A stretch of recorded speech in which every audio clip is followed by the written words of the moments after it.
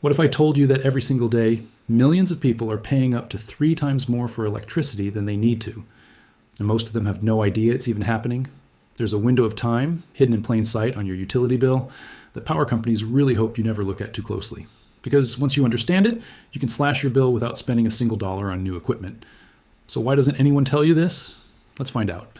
If you've ever opened an electric bill and felt your stomach drop, this video is for you. Today, I'm breaking down 9 things. Utility companies don't exactly advertise about peak electricity hours, the specific hours of the day when electricity costs the most, and why.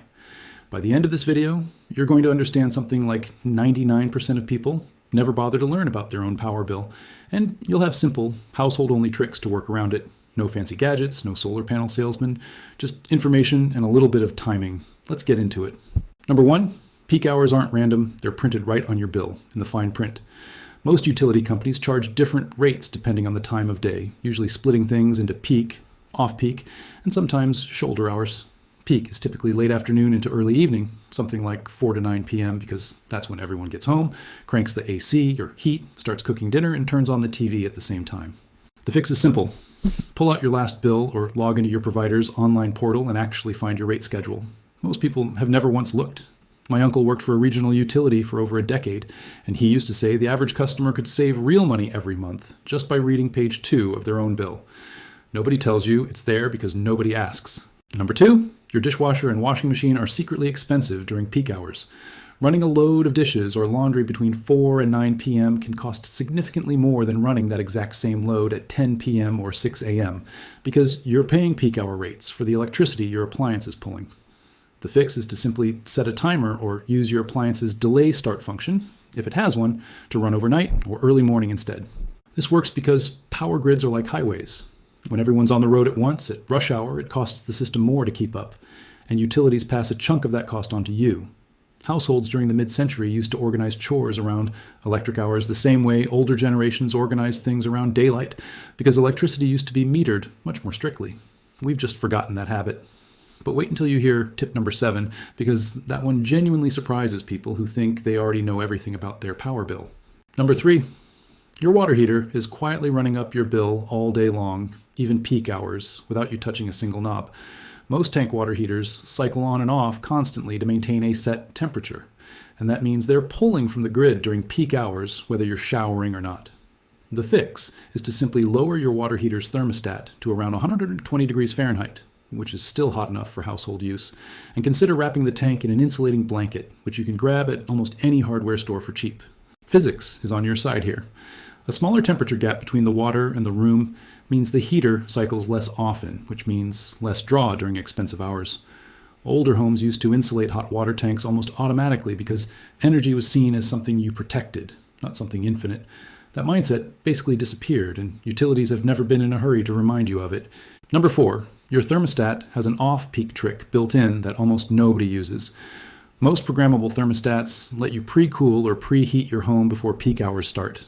So by the time the expensive window hits, your house is already at a comfortable temperature, and the system doesn't have to work as hard during that costly stretch. Set your thermostat to hit your ideal temperature about an hour before peak begins, then let it drift a couple degrees during peak itself. This works because your home's insulation acts like a thermal battery. It holds temperature for a while, even after the system stops actively running. Some longtime homeowners describe this as beating the clock, cooling the house down right before the expensive hours kick in, almost like preloading your comfort so you don't pay for it later. Number 5, standby power, sometimes called phantom load, adds up more during peak hours than people expect. Chargers, game consoles, cable boxes, and computers left plugged in continue to sip electricity even when they're off. And if that sipping happens to occur during peak pricing, it costs more than the same phantom draw overnight. The fix is a simple power strip you can flip off for a cluster of devices before dinner time, cutting that draw off completely for a few hours. This isn't some hidden conspiracy. It's just basic electrical engineering.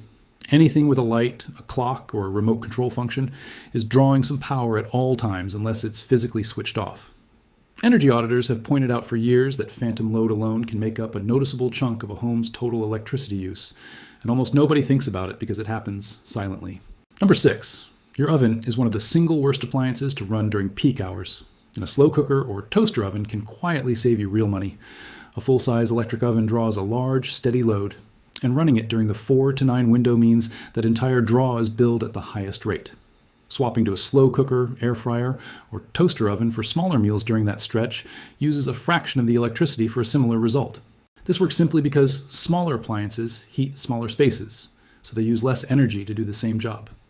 It's the same reasoning behind why older farmhouse kitchens use stovetop cooking for quick meals and saved the big oven for weekend baking, when energy use mattered less because rates were flatter. But number 7. This is the one that really catches people off guard because it has nothing to do with appliances at all. Before we get there, quick pause. If this is actually helping you rethink your electric bill, do me a favor and hit subscribe. Because next up, I'm going to show you the 2 tips most people never even consider, including one buried deep in how the grid itself is designed. Number 7, your utility might already be paying you to change your habits, and most customers never sign up. Many providers offer optional time of use plans, demand response programs, or even small rebates for shifting usage away from peak hours, sometimes just for enrolling a smart thermostat or agreeing to reduce usage on high demand days. The fix is to call your provider or check their website for anything labeled time of use, demand response, or peak rewards, because these programs are usually opt-in, meaning they don't tell you unless you ask. This exists because utilities genuinely benefit when demand is spread out evenly, since it reduces strain on the grid, so they're willing to pay a little to encourage that behavior. They just don't exactly shout about it from the rooftops. It's less a secret and more something that quietly sits on page 4 of a website nobody visits. Number 8. Peak pricing is worse on the hottest and coldest days of the year, and that's when a load shift habit really shows its value.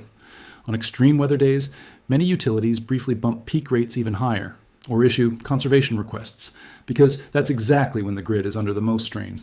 The fix is to keep an eye on local weather alerts alongside your utility's website, and on those specific days, be extra deliberate about pushing laundry, dishes, and oven use to early morning or late night. This isn't fear-mongering, it's simple supply and demand. When millions of air conditioners run at once on a heat wave afternoon, the cost of producing that electricity spikes, and that spike gets passed along. Grid operators have talked openly for years about these strain days, but the average household never connects it to their own daily habits. And now, the one you've been waiting for. Number 9, batching your entire high-energy routine into a single off-peak block, rather than spreading it out, is the single biggest lever most households never pull. Instead of doing laundry Tuesday evening, dishes Wednesday evening, and baking Thursday evening, all potentially bumping into peak hours here and there, you concentrate your heaviest electricity use into one deliberate stretch, like after 9 p.m. or before your household wakes up, and treat that block like errand day. The fix is to literally build a simple weekly off-peak checklist, laundry, dishwasher, oven-heavy cooking, EV, or device charging, and knock them all out back-to-back during the cheapest window your utility offers. This works because you're not just avoiding peak rates on one appliance, you're avoiding it across your entire routine, which is where the real compounding savings show up. It's the same logic our grandparents used without even realizing it, back when appliances were rationed by time of day and households naturally built their whole routine around the cheapest hours. We just do it now with a phone reminder instead of a wall clock. So here's the truth. None of this is some grand cover-up, but it is information that benefits from you not looking too closely, and that's exactly why almost nobody does. You now know how to read your own rate schedule, how to time your appliances, how to stop paying for standby power, and how to actually get paid for shifting your habits instead of just cutting back blindly. If this saved you even a little bit of stress about your next electric bill, do me a favor. Like this video, subscribe if you're not already, and drop a comment telling me which of these 9 tips you're trying first. And if you want to go even deeper into cutting your bills using nothing but stuff you already own, check out the next video because we're just getting started.